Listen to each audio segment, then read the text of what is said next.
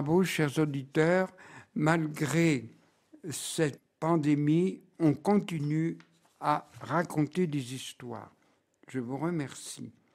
Aujourd'hui, je vais vous raconter les grandes victoires du rosaire instituées par la Vierge elle-même. Une des grandes batailles que vous connaissez au XIIIe siècle, il y avait une hérésie qu'on appelait soit les cathares, soit les albigeois. Cette hérésie, et aussi à l'époque, il y avait le clergé, le haut clergé ne donnait pas bien l'exemple.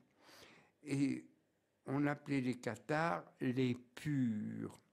Ils croyaient, ça vient de la haute antiquité, le manichéisme, mais ils croyaient que Dieu était, qu'il y avait un combat entre les forces du mal et Dieu. Ils mettaient tous sur le même piédestal. C'est-à-dire, la matière était un mal et le spirituel était bien.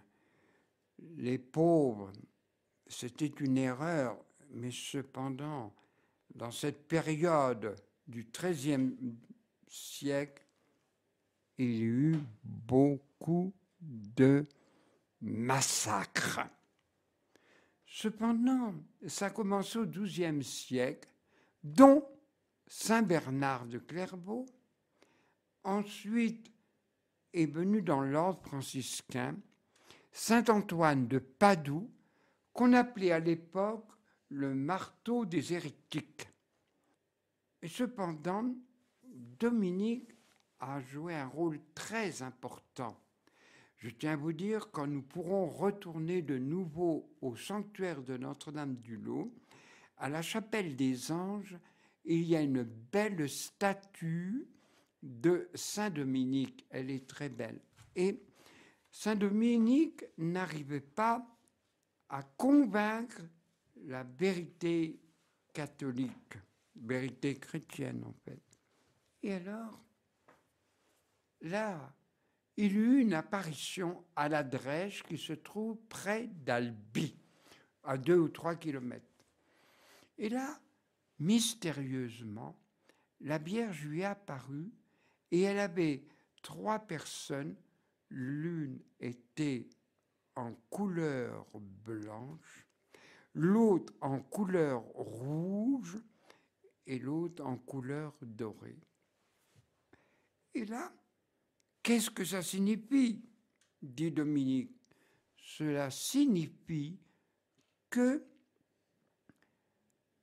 mon fils veut être honoré.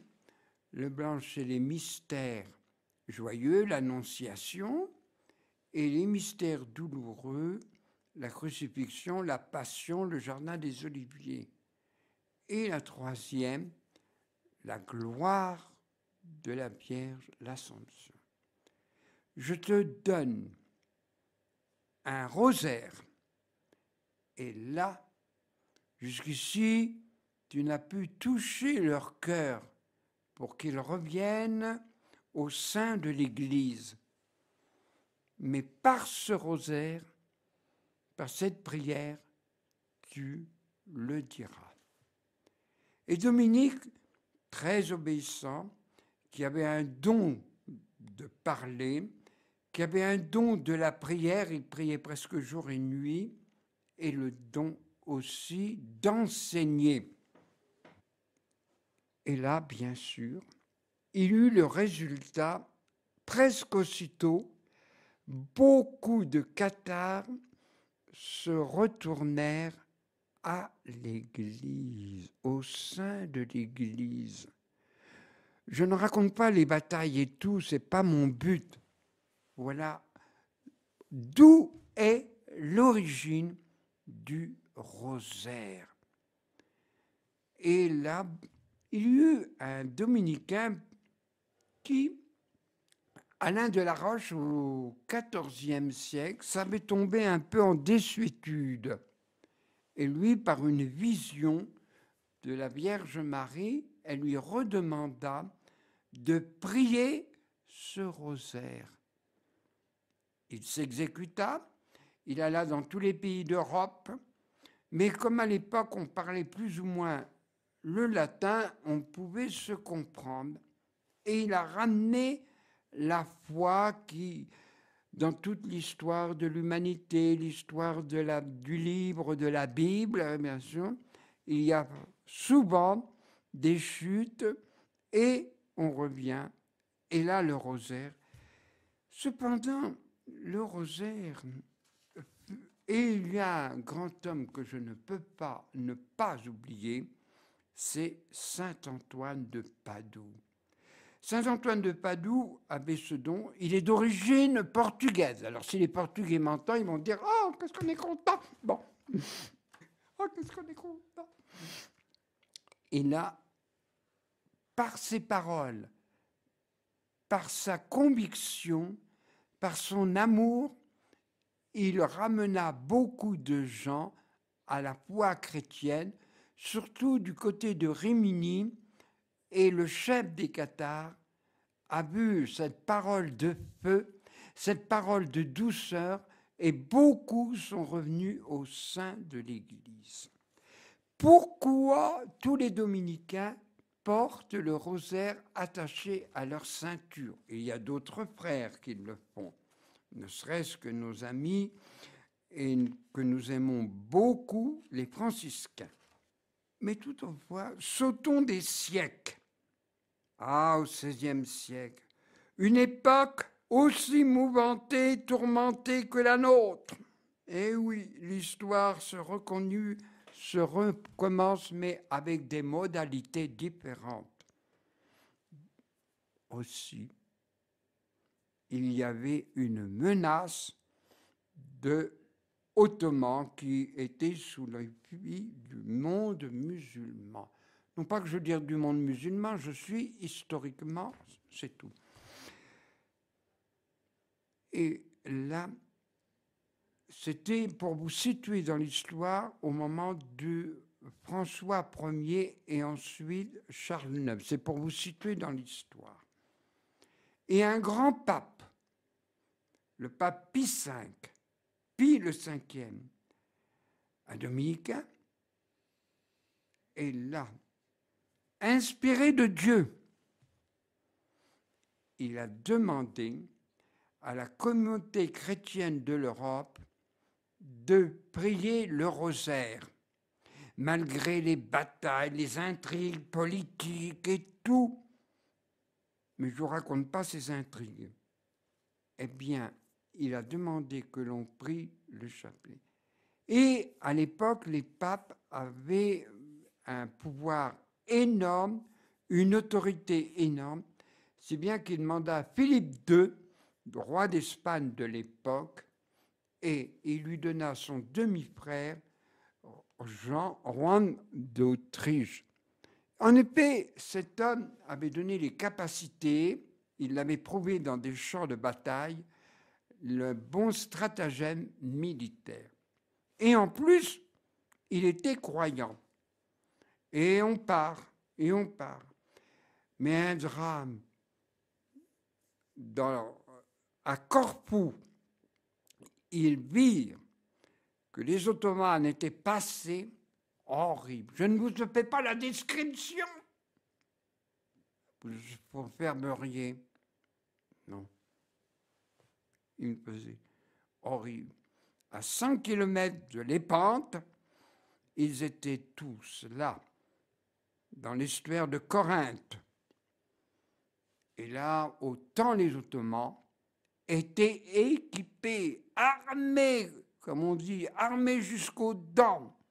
Ils avaient une flotte énorme, plus que la chrétienté. Cependant, malgré les disputes, les tiraillements, ce qu'on ne fait plus, le roi d'Autriche a demandé 3 jours de prière, confession et messe. C'était la coutume de l'époque. Aujourd'hui, on ferait ça. Oh mon Dieu, mais que tout... On n'est plus au... Bon, c'était un temps. Oh, ils n'étaient pas plus meilleurs que nous, ça, de ce côté. Et là, le pape Pie V, puis intensifier les prières, surtout la prière du rosaire, que nous en France on dit le chapelet. Et là, contre toute attente, les chrétiens de l'Europe gagnèrent cette bataille. Oh, qu'il y a eu des victimes des deux côtés. Et ceux qui étaient esclaves, les rameurs, eh bien, ils étaient tous des chrétiens et on a gagné cette bataille. En effet, ils avaient lancé ce défi. Rome, ils avaient déjà conquis Constantinople, qu'on appelle Istanbul aujourd'hui. Constantinople. Rome, c'est bientôt entre nos mains. Et alors, une chose mystérieuse, la bataille est gagnée. Le 7 octobre, en fin de journée, vers 17h, il eut la vision de cette bataille gagnée. Et il dit à ses cardinaux, à ses conseillers, cessons les travaux d'affaires. Prions pour remercier le ciel. Et un homme célèbre, Miguel Cervantes, qu'on appelait le manchot car il avait perdu un bras, c'est lui, l'écrivain, à Consegua, qu'on fête en Espagne, qu'on fête Miguel Cervantes, qui a fait Don Quichotte, pour ceux qui ont fait leur classique. Voilà encore une grande bataille de la Sainte Vierge, le rosaire. Je vais vous raconter à Notre-Dame de Fatima, je ne vous raconte pas Fatima parce que je vous l'ai déjà raconté à travers sa radio RCF. Mais les grandes victoires de la Sainte Vierge, je vais vous en raconter deux qui peut-être vont vous surprendre. Mais c'est pas vrai, on n'a jamais appris ça. Ah ben vous verrez bien. Je vous donnerai les références. C'était le 13 mai 1940. 13 mai 1940. Oui. Eh bien, là, Hitler voulait passer par la Suisse parce que c'était plus court pour rejoindre la France. Mais cependant, Henri Guizon, le chef général de la Suisse, demanda avant tout, et puis prier les communautés chrétiennes, les familles, tous les hommes étaient mobilisés. On avait créé au flanc des montagnes, comme chez nous, c'est le même paysage. On appelait ça les taupinières. Et là, Hitler donne l'ordre. Ils étaient 1 million, il n'y avait pas encore la retraite de Russie qui a été une catastrophe pour eux, comme pour les gens, les octogones. Eh bien, Hitler donna l'ordre à 2h du matin, avant le chant du coq. Démarrer! Il y avait des tanks, il y avait les voitures des généraux, et puis les autres, c'était à pied. Des avions, il y en avait peu encore à l'époque. Et là, ils n'arrivent pas. Mais comme ils sont obéissants, ils téléphonent à Berlin, nous n'arrivons pas à démarrer. Tandis que nous, les Français, on aurait créé encore des commissions, comme d'habitude. Bon. Hitler dit, changez de carburant. Et là, il changea de carburant. Ils essayaient de démarrer, ça ne démarrait pas, ça ne démarrait pas. Ils retéléphonaient Hitler, retournez, revenez à Berlin. J'imagine que ça a dû se faire avoiner, mais ça c'est une autre question. Eh bien, grâce au chrétien Henri Guizon, qui a suscité la prière de tous ces gens, de tous les Suisses, eh bien, la Suisse n'a été épargnée. Vous me direz, oh là là, ça nous paraît drôle. Mais non. Pourquoi, je le répète, Henri Guizon était protestant, mais il n'avait pas peur de prier le chapelet. En effet, si les Allemands avaient pénétré à l'intérieur du pays de la Suisse, eh bien, il y aurait eu des victimes des deux côtés, car la vallée est assez large, mais il y aurait eu des victimes et le ciel n'a pas voulu.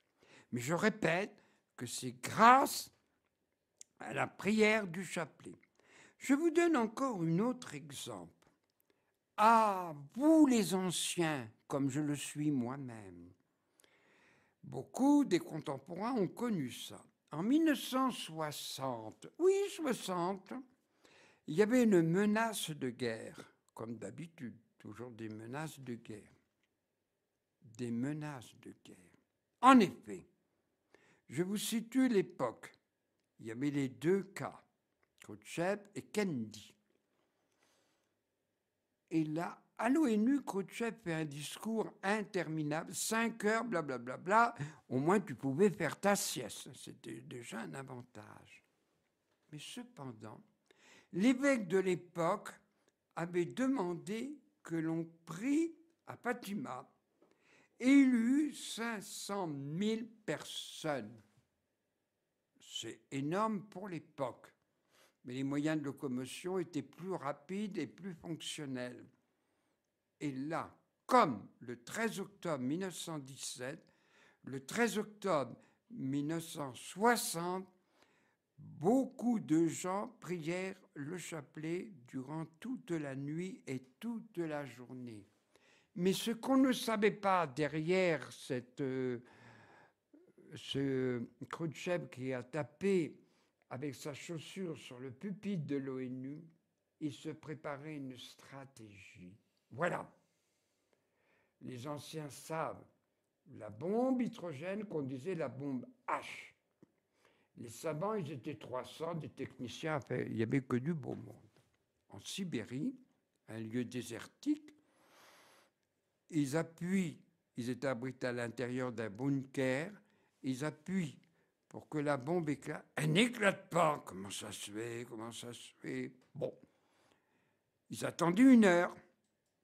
Ils sortaient de leur bunker et la bombe hydrogène a éclaté, explosé et tous furent emportés par la mort.